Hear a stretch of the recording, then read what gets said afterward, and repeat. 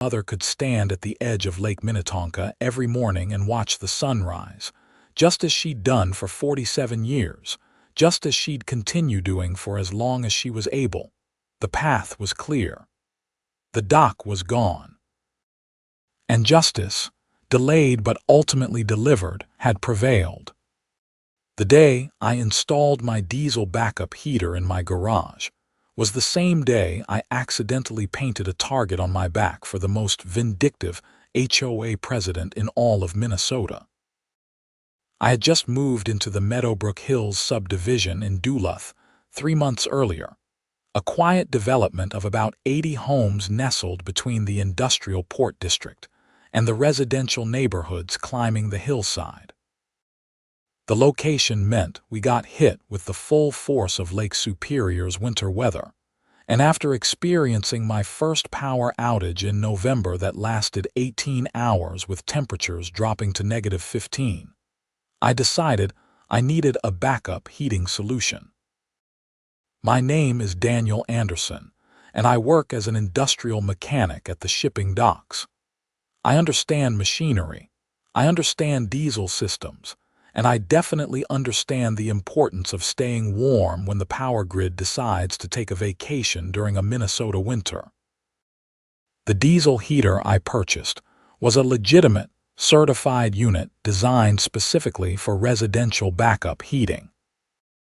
It was enclosed in a ventilated cabinet in my detached garage, had all the proper emissions controls, met state and federal environmental standards, and was installed by a licensed HVAC contractor.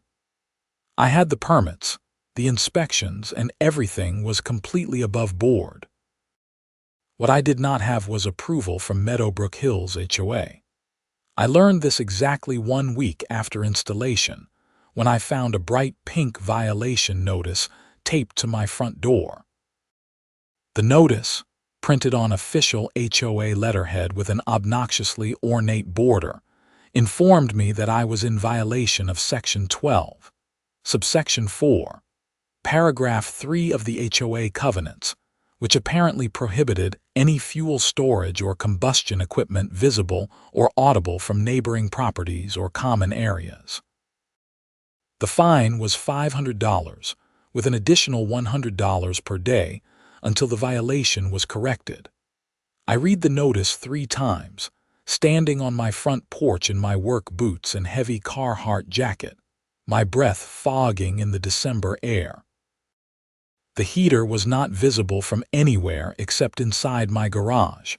It was not audible unless you were standing directly next to the garage with the door open. And I had checked the covenants before purchasing the property.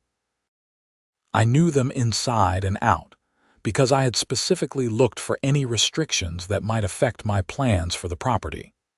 The next evening, I attended the monthly HOA meeting held in the community center, a small building near the subdivision entrance that doubled as a storm shelter.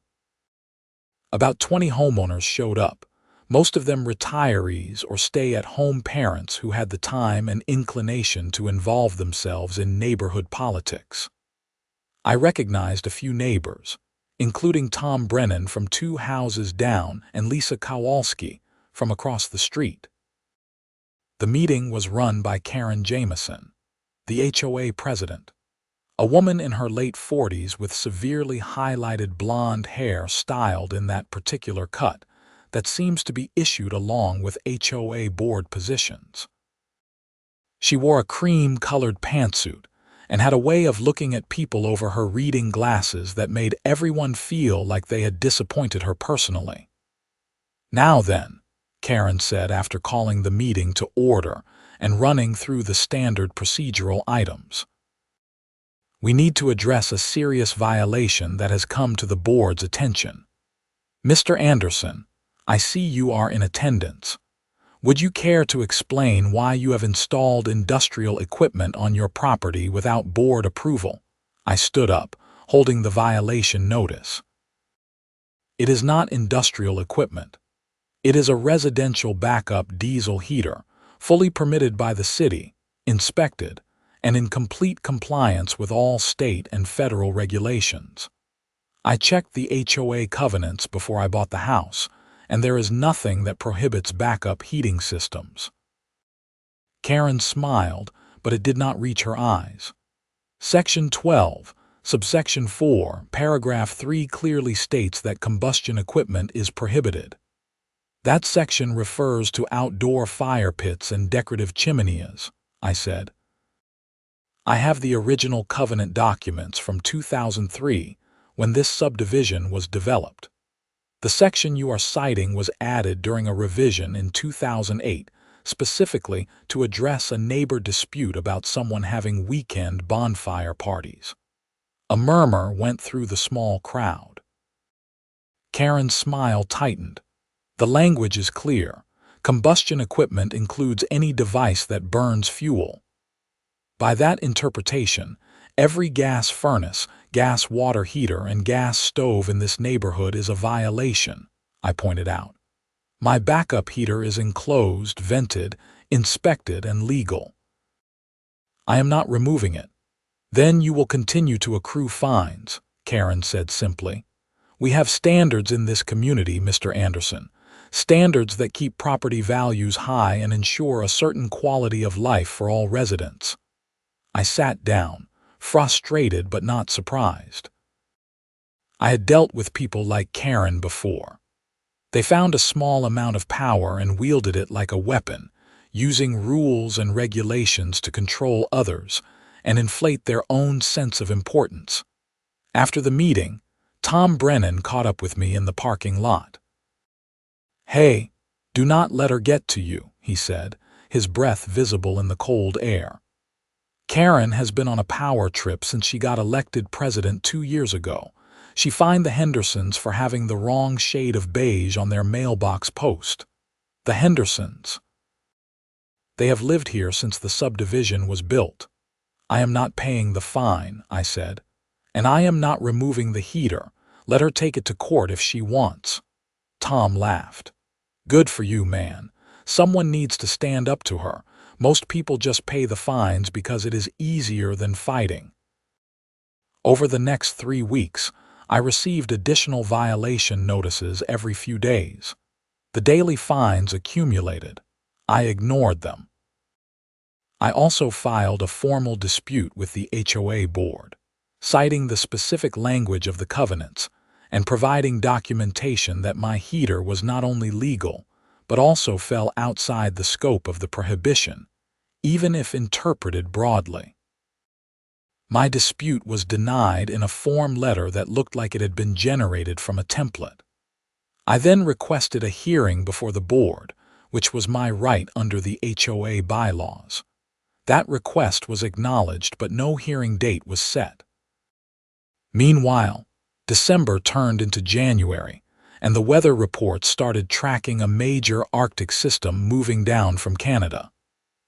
The meteorologists were calling it a potential repeat of the 2019 polar vortex that had brought life-threatening cold to the entire upper Midwest. Temperatures were predicted to drop below -30, with wind chills approaching -50 or worse. I made sure my diesel heater was in perfect working order. I had 200 gallons of diesel fuel in a certified storage tank, also properly permitted and inspected. My house had extra insulation I had added in the attic. My pipes were heat traced, and I had enough food and supplies to ride out an extended emergency. 3 days before the Arctic system was due to arrive, the city of Duluth issued a cold weather emergency alert. Schools were canceled preemptively. The port operations were suspended. Everyone was advised to stay indoors and avoid unnecessary travel. The power company sent out notifications warning that rolling blackouts might be necessary to preserve the natural gas supply, as heating demand was expected to exceed capacity. That last part was what caught my attention. Natural gas supply issues. Our subdivision, like most of residential Duluth, relied primarily on natural gas for heating. My house had a gas furnace, but I also had my diesel backup. I went ahead and got everything ready, connecting the backup heater to my home heating system through the transfer setup that the HVAC contractor had installed. The Arctic blast hit on a Thursday night. I watched the temperature display on my weather station drop steadily. 10 degrees, 5, 0, -5, -10. The wind picked up, howling around the corners of the house and rattling the storm windows. I had the gas furnace running normally, but I fired up the diesel backup just to make sure it was working properly. It hummed to life perfectly, pumping warm air through the ductwork. Friday morning, I woke to a temperature reading of -32 degrees outside. The inside of my bedroom windows had frost patterns despite the double-pane glass. I went downstairs and checked the furnace. The gas furnace was running, but the house felt colder than it should. I checked the thermostat and noticed the temperature had dropped from the usual 70 degrees to 68. I turned on the local news while making coffee. The anchor, bundled in a heavy sweater despite being in a studio, was reporting on the crisis unfolding across the region. Natural gas pressure has dropped significantly across northern Minnesota, she said. Utility companies are reporting unprecedented demand, and the extreme cold has caused issues with distribution infrastructure. Residents are asked to lower thermostats to 65 degrees to help preserve supply for essential services. I immediately switched my heating system over to the diesel backup and shut off the gas furnace entirely. My house began warming back up within an hour. Outside, the wind continued to scream, driving the wind chill down to -45 degrees.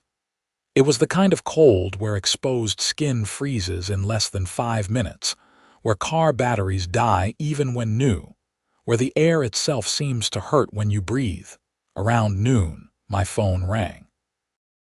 It was Tom Brennan.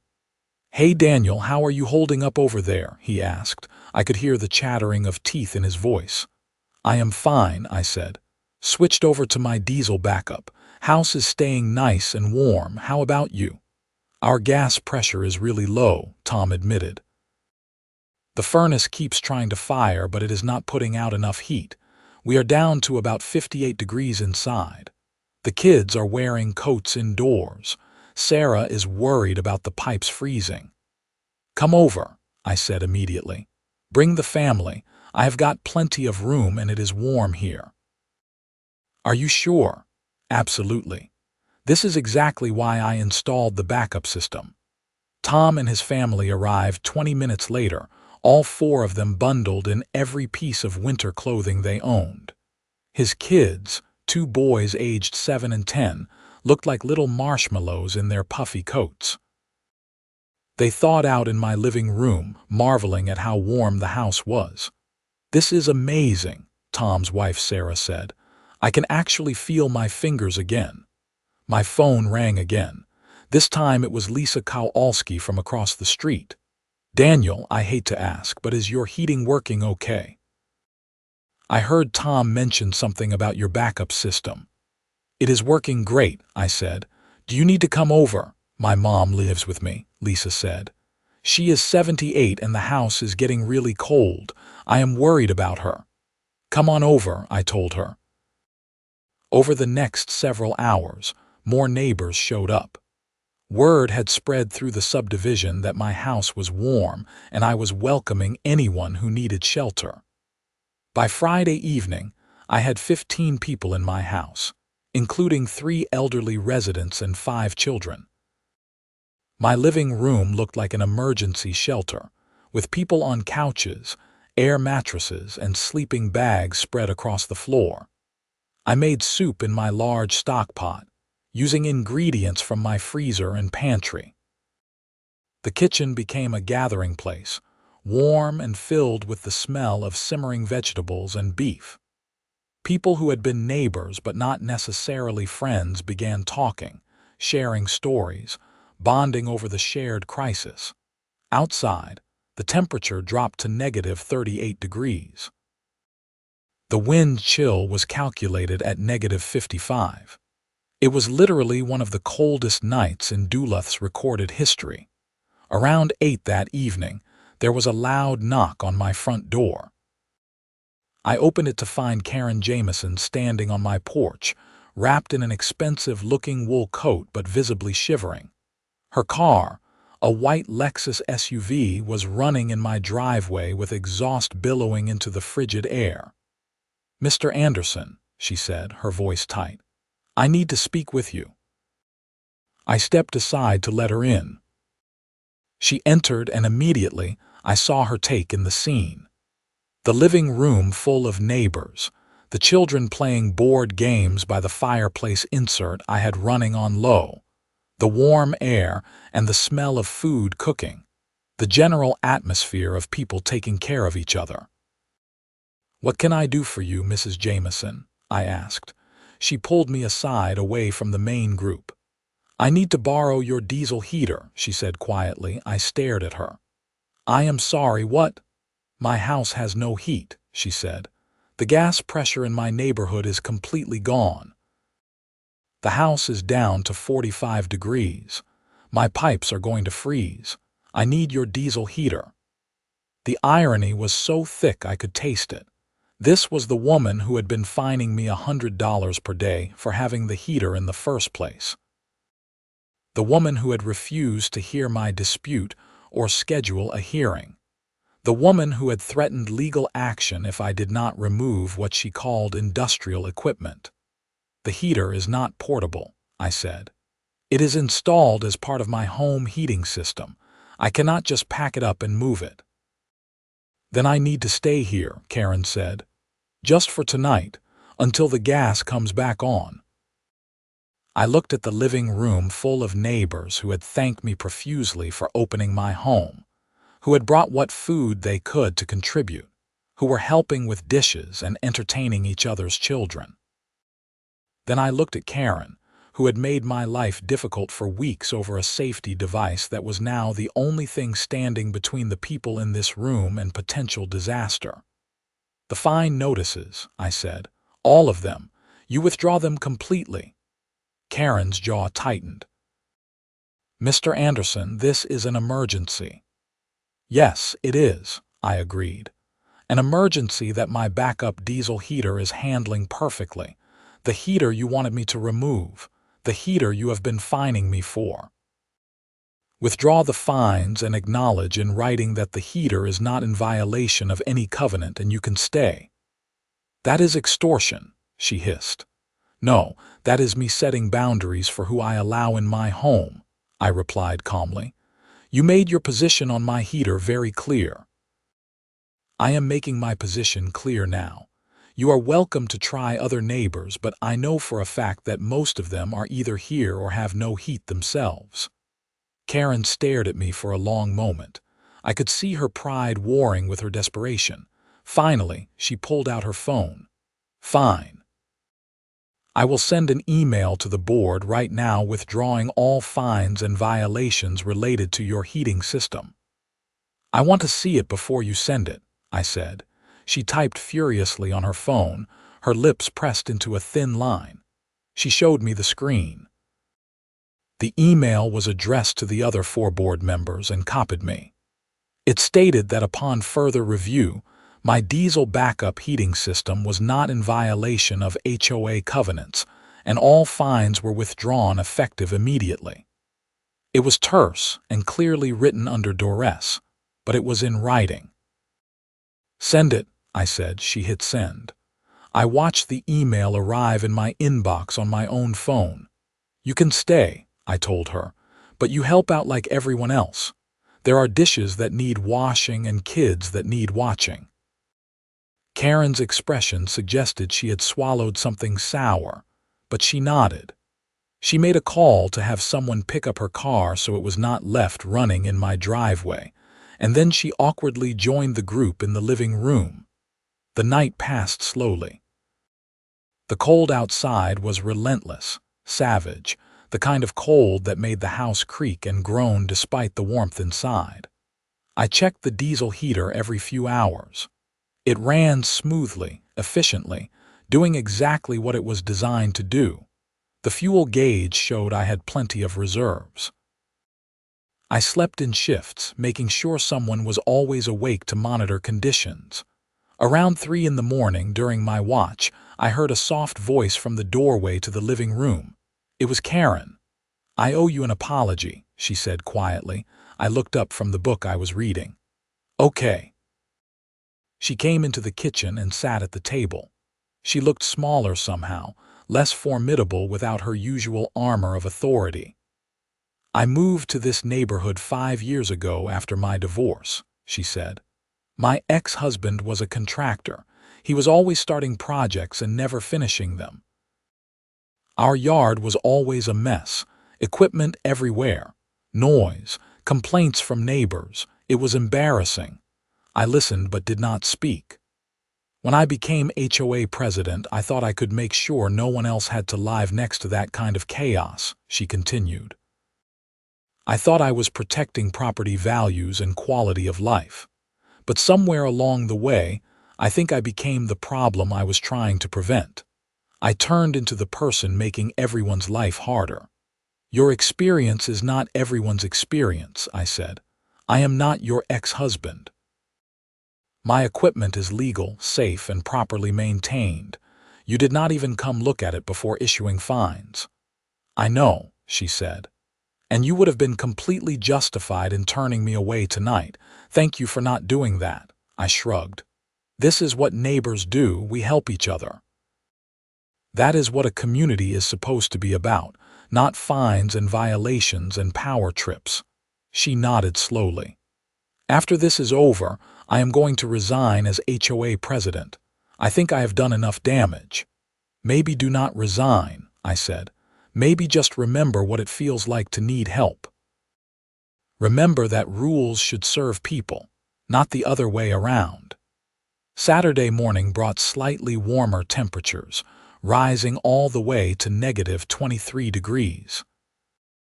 The utility company issued a statement that natural gas pressure was slowly being restored, but that some areas might be without adequate service for another 24 to 48 hours.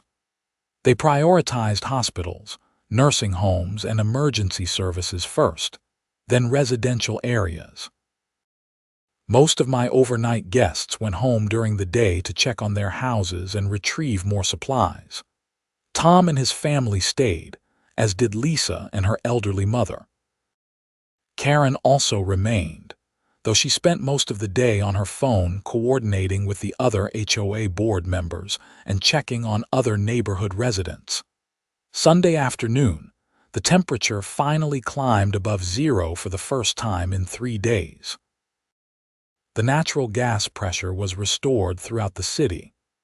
People began venturing out, assessing damage, checking on neighbors.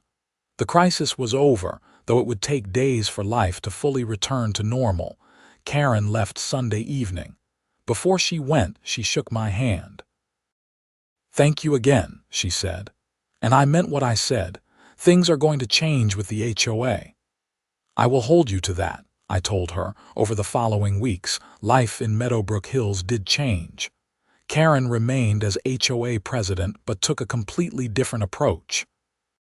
She started actually visiting homes before issuing violations, talking to residents about concerns rather than just sending notices. She pushed through a revision to the covenants that explicitly allowed backup heating and power systems, as long as they met local codes and regulations. She also organized a neighborhood emergency preparedness committee. Tom, Lisa, and I all joined. We developed a plan for the next major weather event, identifying which homes had backup systems, which residents might need extra help, and how to better communicate during emergencies. The story of my diesel heater and the Arctic blast became a bit of a legend in the neighborhood. People I did not know would stop me at the mailbox to thank me for opening my home. New neighbors moving in would hear the story and make a point to introduce themselves. Tom and I became good friends. We started having regular backyard barbecues once the weather warmed up, inviting neighbors over for burgers and beer.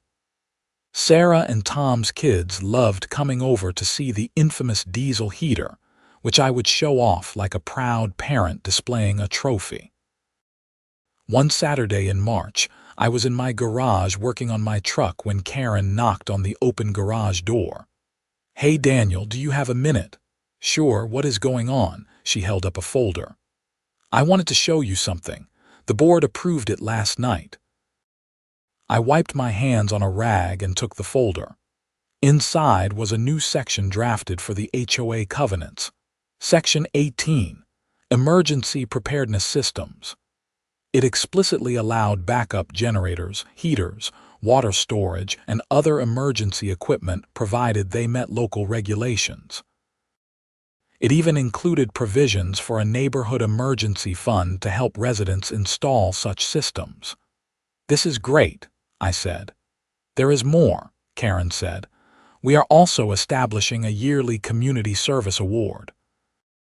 It is going to recognize a resident who exemplifies good neighboring and community spirit. You are the first recipient," I laughed. "You do not have to do that." "We want to," she insisted. "What you did during the cold snap, opening your home, helping people, that is what community is supposed to be about. It is worth recognizing." The award ceremony was held at the spring HOA meeting in April. I felt ridiculous standing in front of my neighbors accepting a plaque, but the applause was genuine and warm. Tom whistled loudly. Lisa's mom, who had made me homemade cookies as a thank you after the cold snap, beamed from her seat. In my brief acceptance speech, I said, "I did not install that heater to be a hero or make a point. I installed it because I believe in being prepared and taking care of myself and my family. What I learned is that being prepared also means being prepared to help others. That is what neighbors do. We take care of each other." The room erupted in more applause. Karen, sitting at the board table, was clapping as enthusiastically as anyone.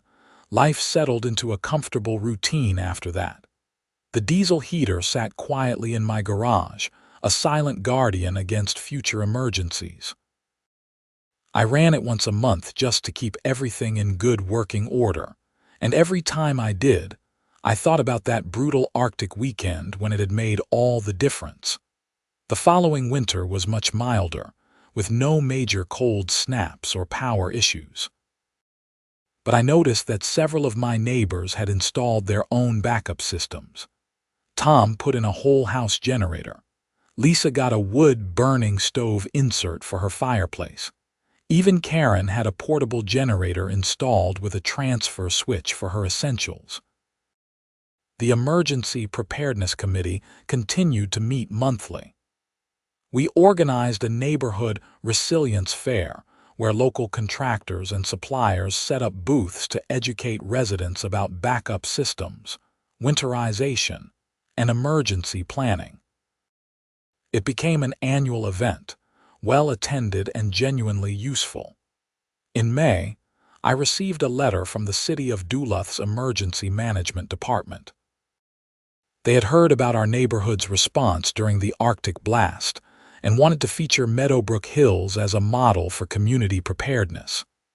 They interviewed Karen, Tom, Lisa, and me for an article in the city newsletter and a segment on the local news.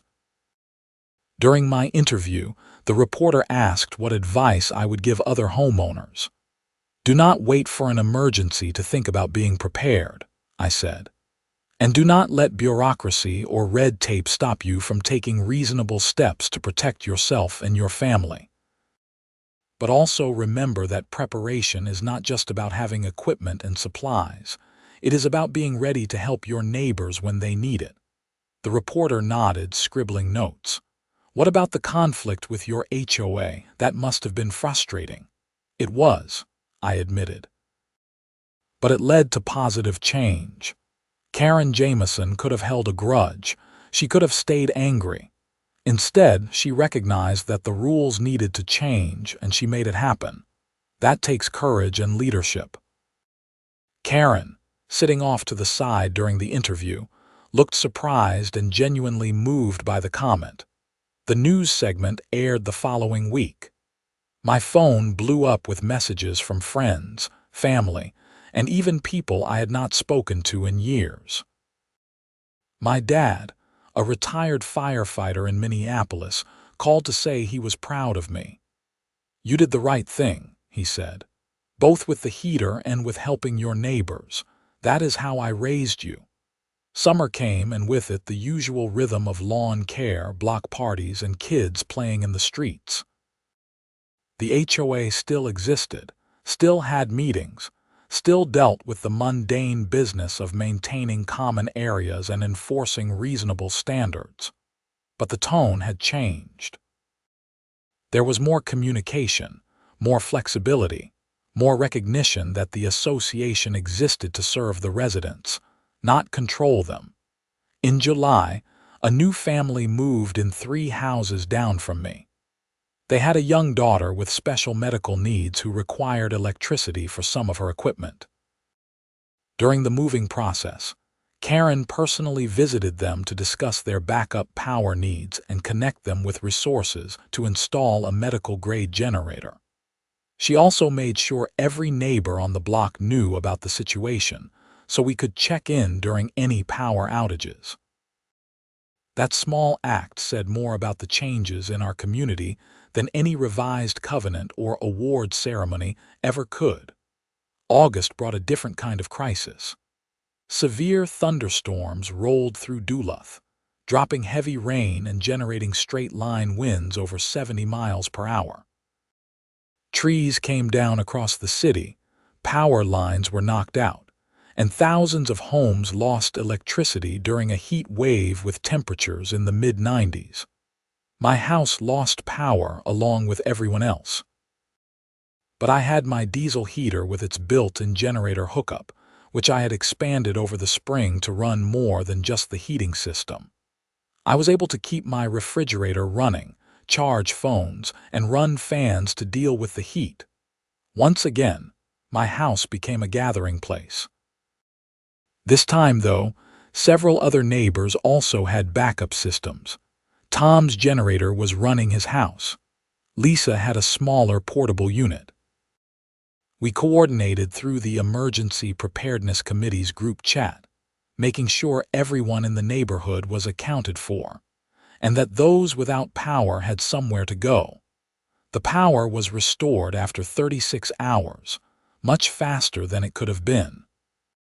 But the experience reinforced the value of what we had built in the neighborhood, not just backup systems, but backup systems of people caring for each other. Karen stopped by after the power was restored. "Another crisis, another successful neighborhood response," she said. "I think we are getting good at this." "Let us hope we do not have to get too much practice," I replied. She laughed. "Agreed. Hey, I wanted to let you know that I am running for city council. The election is in November. My platform is going to focus on community resilience and emergency preparedness. I wanted to ask if you would be willing to publicly support my campaign." I was surprised but pleased. "Of course. You have really turned things around, Karen. I think you would do well on the council." "I learned from the best," she said, then quickly added, I learned from the situation, from my mistakes, from seeing what real leadership looks like." "I am not a leader," I protested. "You absolutely are," she countered. "You just lead by example instead of by rules and regulations. That is actually harder and more effective." Election season brought campaign signs to front yards across Meadowbrook Hills, including a "Karen Jameson for City Council" sign in my own yard. Tom and I even hosted a meet and greet for her campaign in September, with about 40 neighbors showing up to ask questions and voice their support. She won the election in November by a comfortable margin. In her victory speech at campaign headquarters, she specifically mentioned the lessons she had learned from the Arctic blast, and thanked the residents of Meadowbrook Hills for teaching her what community really meant. December rolled around again, marking a full year since the Arctic blast and the diesel heater drama that had started everything. The HOA organized an anniversary event, a winter preparedness fair and potluck held at the community center. Local emergency management staff gave presentations, contractors answered questions, and everyone shared food and stories. I brought my famous chili, the recipe my dad had taught me. Tom brought his specialty, smoked brisket he had been working on since 5 that morning. Karen, surprisingly, brought homemade apple pies that were actually quite good. During the event, the new HOA president, a retired schoolteacher named Frank Mitchell, presented updated emergency preparedness statistics for our neighborhood. 1 year ago, 5 homes in Meadowbrook Hills had some form of backup heating or power, he announced.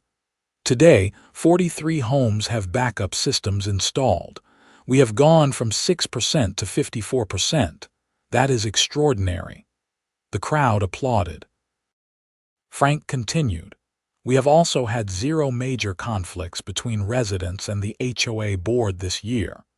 0 violation fines issued for preparedness equipment, and we have had multiple instances of neighbors helping neighbors during emergencies.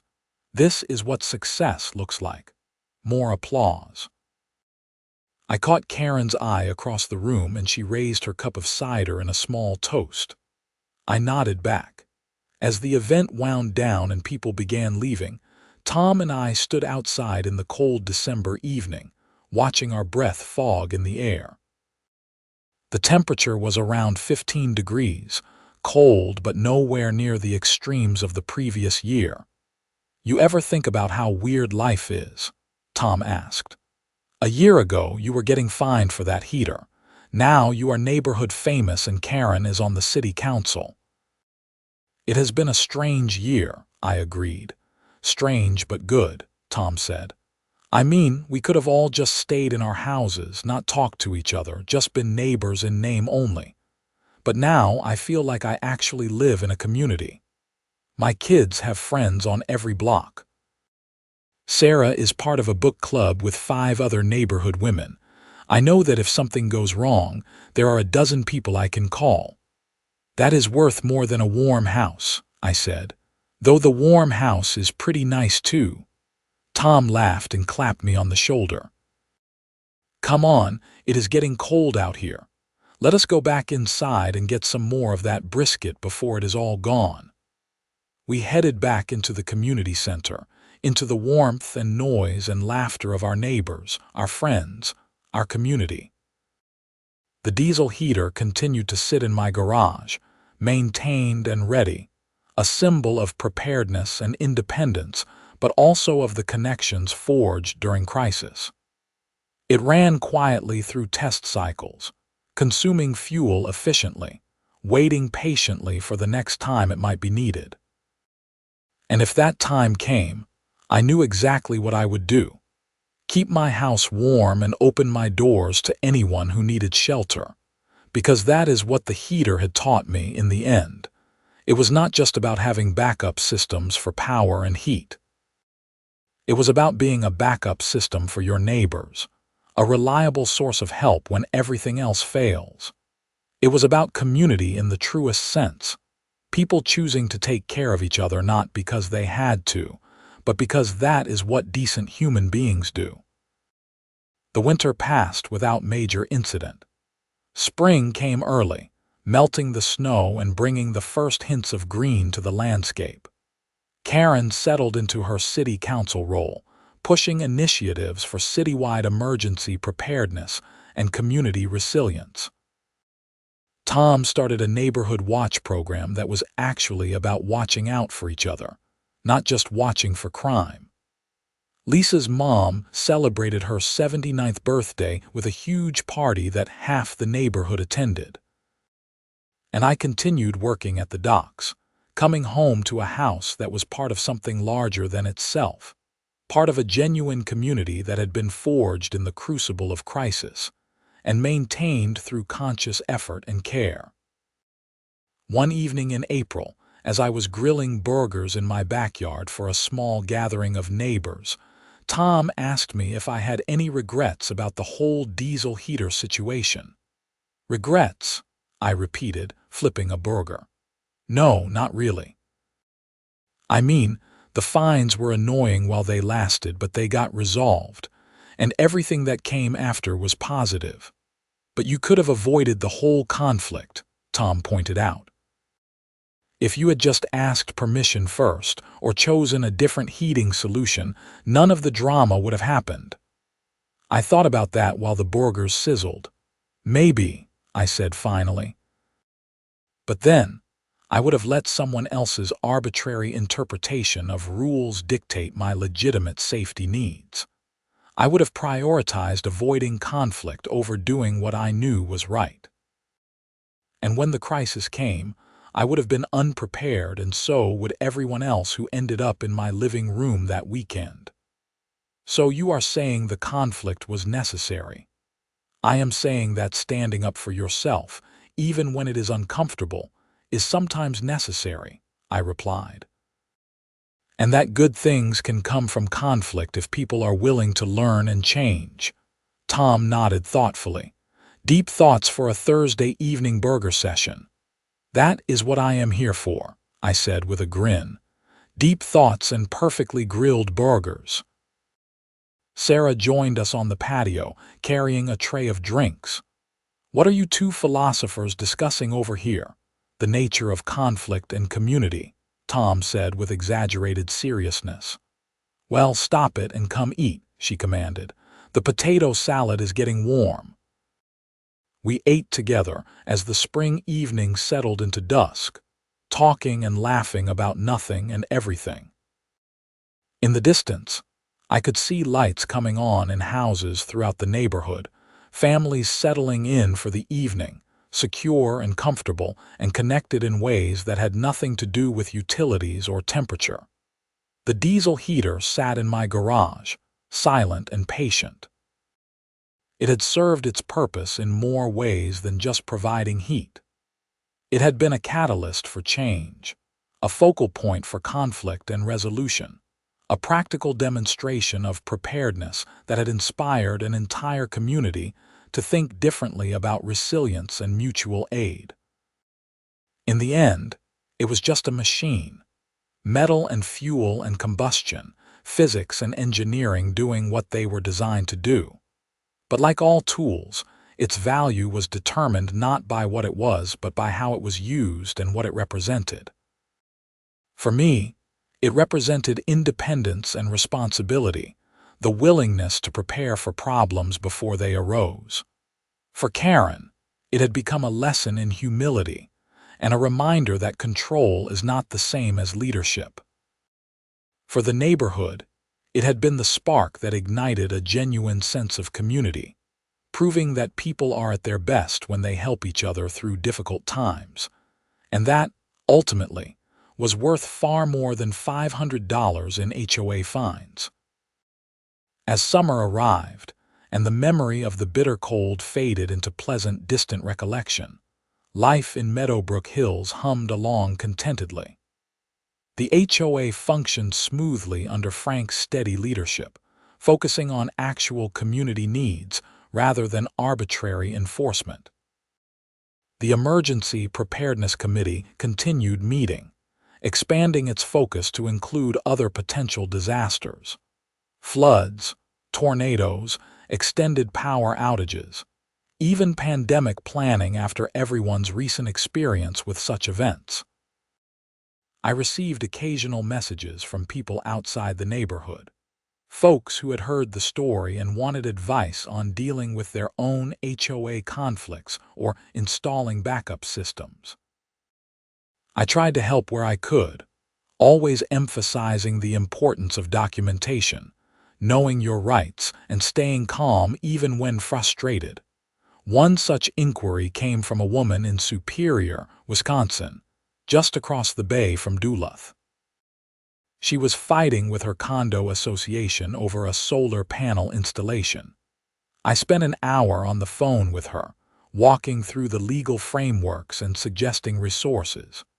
2 months later, she emailed to say she had won her case and the panels were installed. Small victories, but they mattered. Karen's work on the city council led to Duluth adopting new policies that restricted HOA authority over emergency preparedness equipment. Any system that met city codes and state regulations was automatically exempt from HOA restrictions, regardless of covenant language. It was a significant change that affected thousands of homeowners across the city. "You inspired this," Karen told me when the policy passed. "Your stubbornness and your willingness to stand up for common sense." "I was just trying to stay warm," I replied. "No," she said firmly. "You were doing what was right even when it would have been easier to give in. That matters." Autumn came with its brilliant colors, the hillsides around Duluth exploding in reds and golds. The temperature began dropping again, reminding everyone that winter was coming, as it always did in Minnesota. But this year, the reminder brought a sense of readiness rather than dread, at least in Meadowbrook Hills. My diesel heater got its annual comprehensive servicing in October. The HVAC contractor who had installed it, a guy named Pete who had become a friend over the past year, did a complete inspection and declared everything perfect. "This is one of the best installations I have ever done," Pete said proudly. "Everything is running exactly as designed. You could run this thing continuously for months if you needed to." "Let us hope I never need to," I said. "Agreed. But if you do, you will be ready." As Thanksgiving approached, the neighborhood organized a community dinner at the community center. Everyone brought dishes to share, creating a massive feast that filled multiple tables. It was chaotic and loud and wonderful, with kids running around and adults catching up and laughter echoing off the walls. During the dinner, Frank stood up to make a brief announcement. "I just want to take a moment to recognize what we have built here over the past year," he said. "A year ago, we had some challenges, some conflicts, some learning experiences, but we came through it stronger and more connected. We learned that rules should serve people, that preparation is important, and that neighbors helping neighbors is what community is all about. So thank you to everyone who has contributed to making Meadowbrook Hills such a great place to live." He raised his glass of cider. "And a special thanks to Daniel Anderson, whose stubbornness and big heart started us down this path." Everyone turned to look at me. I felt my face flush as people applauded and raised their own glasses. Tom, sitting next to me, elbowed me in the ribs. "Stand up, you idiot. Take a bow." I stood awkwardly, waved, and sat back down as quickly as possible. But I was smiling after dinner as people were cleaning up and kids were playing tag in the parking lot. Karen approached me. "Can I talk to you for a minute outside?" We stepped out into the cold November evening. The sky was clear, stars visible despite the light pollution from the city below. "I never properly apologized," Karen said.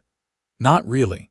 I said the words, but I do not think I truly expressed how wrong I was and how grateful I am that you handled it the way you did." "Karen, it is ancient history at this point." "For you, maybe," she said, "but I think about it regularly. I was so caught up in my own issues, my own need to control things, that I almost caused real harm. If you had not had that heater, if you had listened to me and removed it, people could have been hurt during that cold snap. Pipes could have burst. People could have gotten hypothermia or worse, and it would have been my fault. But that did not happen," I pointed out gently. "And you changed. You took what happened and used it to become better. That is what matters."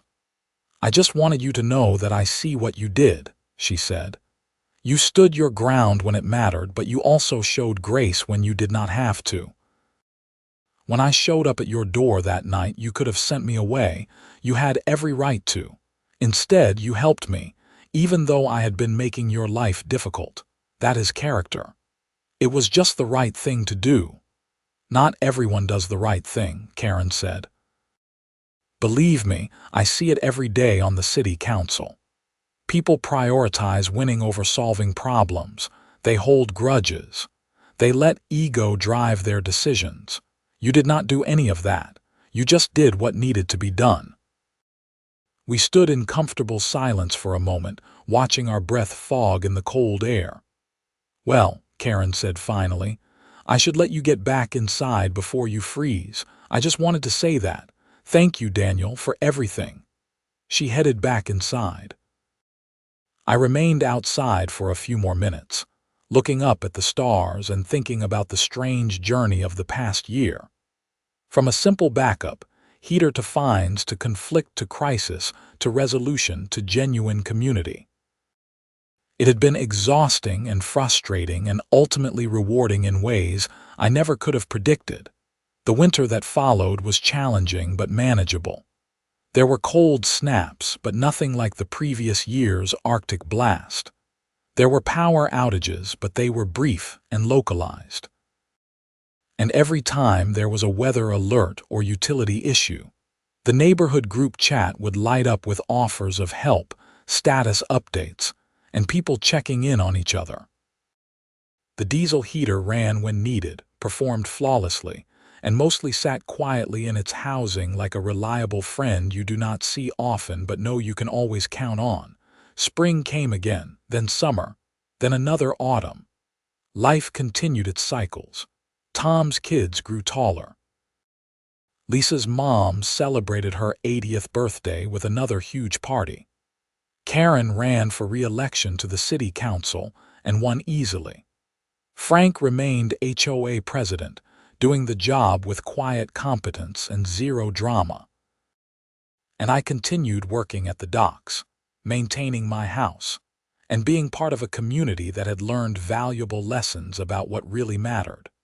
Not property values or rule enforcement or maintaining appearances, but genuine human connection, mutual support, and the willingness to help each other through whatever challenges arose.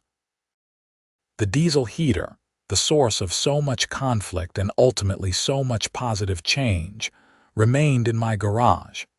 It was regularly serviced, properly maintained, and completely legal. It stood as a reminder that sometimes doing the right thing means standing up for yourself. That preparation is valuable, and that tools and systems are only as good as the people who use them and the values that guide their use. On the second anniversary of the Arctic blast, now an acknowledged milestone in neighborhood history, I found myself once again at a community gathering. This time it was just an informal get-together at the community center. No special program or presentations, just neighbors spending time together on a cold December evening. As I stood with a cup of hot chocolate, watching kids play and adults chat, Tom came up beside me. Hey, did you ever think when you installed that heater 2 years ago that it would lead to all this? I looked around the room at the faces I now knew so well, at the friendships that had formed, at the genuine sense of community that filled the space. Not even remotely, I admitted. I was just trying to be practical. Well, your practicality changed a lot of lives, Tom said. Mine included. I mean, Sarah and I had lived here for 5 years before all this happened, and I could barely name 10 neighbors. Now I know everyone. Our lives are richer for it. That is good to hear. You know what the funny thing is, Tom continued. Karen was right about one thing. Your heater did affect property values. I looked at him, concerned. What do you mean, they went up? Tom said with a grin. People want to live in Meadowbrook Hills now. We have got a reputation as a tight-knit community that looks out for each other. Houses sell fast and above asking price. So even by her original metric, the thing she was supposedly protecting, she was wrong. I laughed. Do not tell her that. She has come so far. No need to rub it in." "Oh, she knows," Tom assured me. "She mentioned it at the last council meeting. Used our neighborhood as an example of how community relationships matter more than strict rule enforcement." As the evening wound down and people began heading home, I took a moment to step outside into the cold December night. The sky was clear, the stars brilliant overhead. The temperature was around 0, cold but not dangerously so. The kind of cold that reminded you winter was real but did not threaten your survival. I thought about my diesel heater sitting in its housing in my garage, ready and waiting, a guardian against crisis. But more than that, I thought about the network of neighbors who would check on each other, help each other, support each other through whatever came. That was the real backup system, the most important preparation of all. Inside the community center, I could hear laughter and conversation, the sounds of people enjoying each other's company. It was a good sound, a human sound, a sound that represented everything that mattered about home and community. I smiled to myself and headed back inside.